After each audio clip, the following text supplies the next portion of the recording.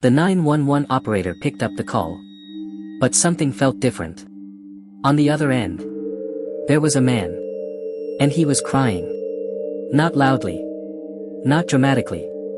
But completely broken. "I didn't mean to hurt her, please, just send someone."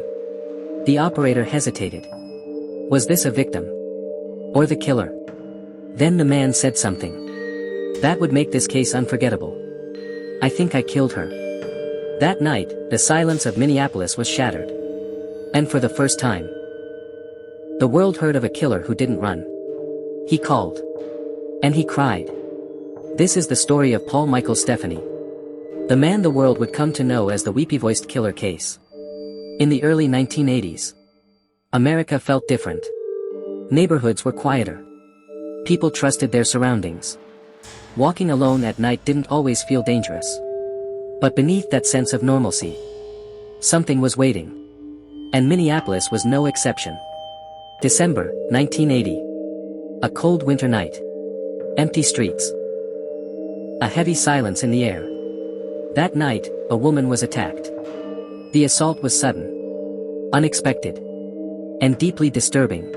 When police arrived, they didn't yet realize this was the beginning of something much darker. The investigation started. But there were almost no leads. No clear suspect. No solid evidence. Just questions. And then, the phone rang. The operator answered. And there it was again. That voice. Crying. Shaking. Struggling to speak. "I'm sorry. I didn't mean to hurt her." It sounded like a confession.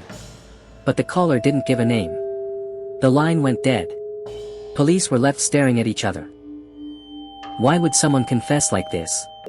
And then disappear? It didn't make sense. But then it happened again. Another attack. Another call. Same voice. Same tears. Each time, he sounded desperate. Not just afraid of being caught, but afraid of himself. Almost like he couldn't control what he was doing. Almost like he regretted it, the moment it happened. But regret didn't stop him. The attacks continued. The city changed. Fear spread quickly. People became cautious. Especially women. Walking alone at night no longer felt safe. And the police were running out of answers. The media picked up the story. And soon, a name was given. The Weepy-Voiced Killer. A man who committed violent crimes. Then called 911 and cried. The contradiction was terrifying. Was he truly remorseful? Or was it all an act? Investigators began studying the calls closely. Every word. Every pause. Every breath. Something felt off. This wasn't random. There was a pattern. A rhythm. It almost felt controlled. Like two sides of the same person. One capable of violence. The other, overwhelmed by emotion. Then everything changed. One victim survived. Despite her injuries. She was able to speak. She described the attacker. For the first time. The police had more than just a voice. They had a face. The investigation intensified. Details were cross-checked. Locations were mapped. Timelines were compared. Slowly, the pieces began to come together. Then in 1982. A breakthrough. A man walked into a hospital. He had serious injuries. But something about him stood out. His behavior was strange. He seemed nervous. Uneasy. Like he was hiding something. Hospital staff alerted authorities. Police arrived. They began asking questions. Routine at first. But then, they heard his voice. And everything stopped. It was the same voice. The one from the calls. The crying. The tone. The way he spoke. It matched. Exactly. Paul Michael Stephani had finally been identified. The man behind the voice. The man behind the fear. He was arrested.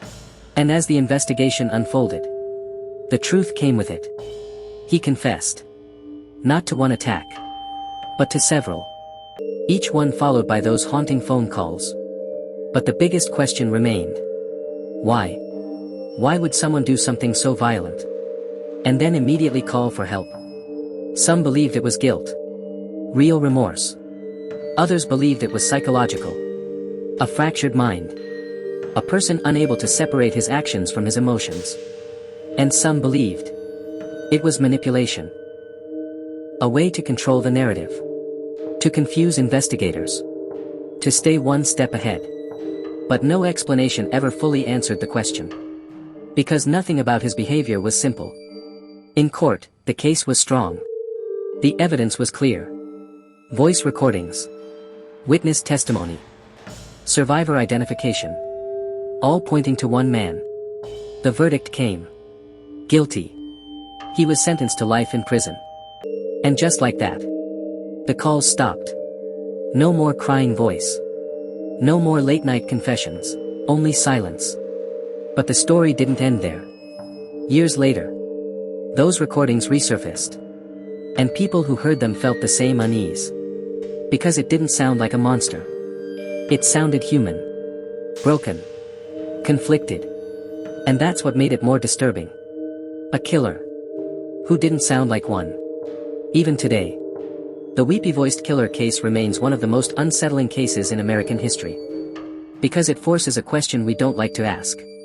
Can someone be both cruel and emotional? Can someone feel regret and still repeat the same actions? Or was it never regret at all? Maybe it was something else. Something darker. Something we still don't fully understand. And somewhere in those old recordings, you can still hear it. A man crying in the dark. Confessing to something he would do again.